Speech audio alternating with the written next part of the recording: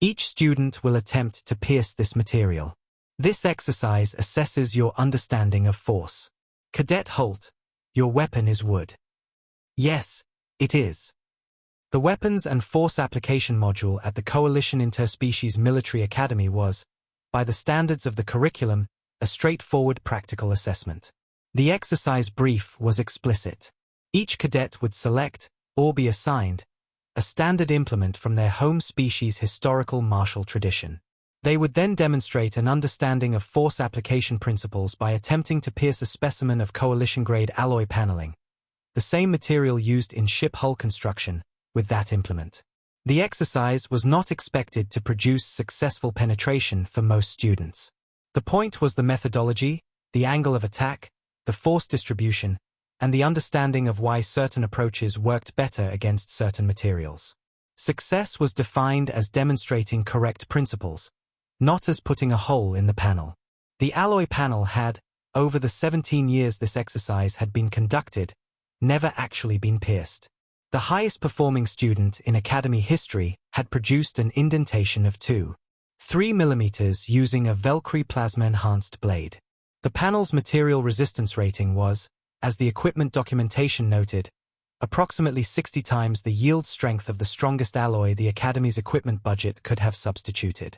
Orrin Holt had been assigned the wooden spear. This was not an accident. The assignment process used a randomized selection algorithm, which was technically accurate, but the algorithm's pool of options for human cadets had been submitted by the Human Military Exchange Liaison Office. The liaison had chosen to include the wooden spear as an option with a frequency weight that reflected its historical significance to Earth's martial heritage rather than its perceived utility in a modern combat context. The other human cadets had drawn energy blades, chemical projectile devices, and a compact impact weapon. Orrin had drawn the spear. He had looked at it for about 45 seconds when it was handed to him. Then he had picked it up, balanced it in his hand, checked the tip, run his thumb along the shaft grain, and nodded once in the specific manner of someone completing a brief assessment and arriving at a result. The laughter had started during the walk to the demonstration floor. It was not mean-spirited. Exactly.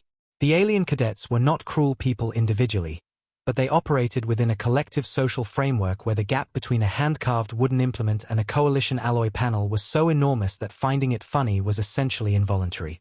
Several of them had weapons capable of producing the highest results in the exercise's history. The idea of the wooden spear in this context was objectively absurd. Orrin had let them laugh. He had watched the first 4 cadets complete their attempts, each one thoughtful, each one demonstrating correct force application principles, each one producing indentations ranging from trace marks to the 1.8 mm that Cadet Thra's plasma blade had achieved. He had held the spear loosely and observed. Instructor Vale called his name. Orrin walked to the demonstration position with the spear vertical in his right hand, and the laughter in the room reached its peak at that point.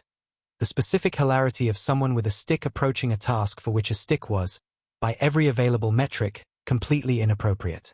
He set his feet. He did not hold the spear the way the textbook illustrations showed a spear being held. He held it the way his grandfather had taught him, which was the way his grandfather's grandfather had been taught, which went back further than Orrin had ever traced with any precision. A grip that was simultaneously relaxed and loaded. The shaft was positioned not as a thrusting implement, but as a lever, with the body's rotation serving as the primary force generator rather than the arm's extension. The spear technique that the weapon's cultural history had developed for, long before metallurgy, long before alloy, on a single planet where the targets were biological, was built on a physics principle that did not care about the material being struck. What the technique cared about was the concentration of force.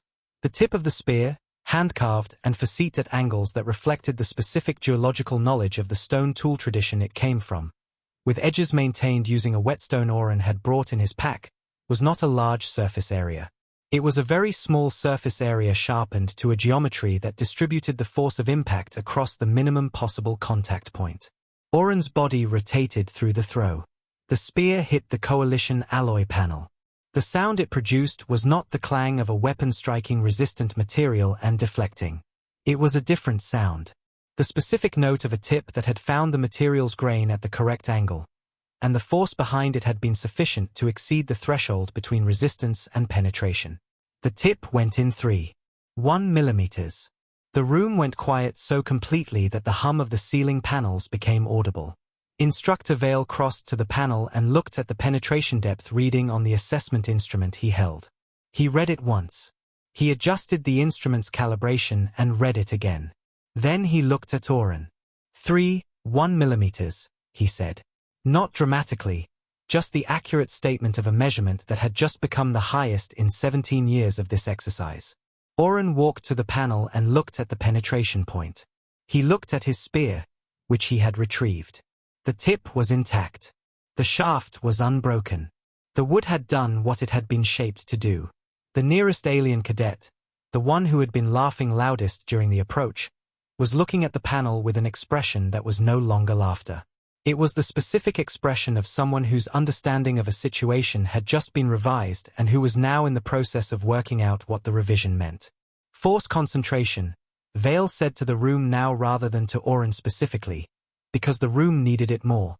The panel's resistance rating assumes distributed force. The spear tip's contact geometry concentrates the force beyond what the resistance calculation was designed to account for. He paused. This is a principle that predates alloy by thousands of years on Earth. It was developed for biological targets, but the physics transfer. He set down the assessment instrument. Cadet Holt, he said, please walk the class through your grip positioning and throw mechanics, starting from the rotation initiation. Oren looked at the panel. Then at the class, 40 alien cadets in various states of recalibration. The laughter was completely absent, replaced by something that was either confusion, attention, or some mixture of both. He set his feet in the same position. The rotation starts here, he said. His hands found the grip his grandfather had taught him. And he began to explain something that had been understood for thousands of years and had just, against every expectation in the room, become the highest result in 17 years of coalition military assessment. In the back row, the cadet who had been laughing the loudest was writing in his class notebook with the specific focus of someone transcribing information they had initially dismissed and now wanted to capture accurately. Oren noticed. He did not say anything about it. He just kept explaining. The session report that Instructor Vale filed afterward noted in the assessment summary, Cadet Holt achieved the highest penetration depth in exercise history, 3.1 millimeters, using a pre-metallurgical implement. Technique demonstrates advanced understanding of force concentration principles.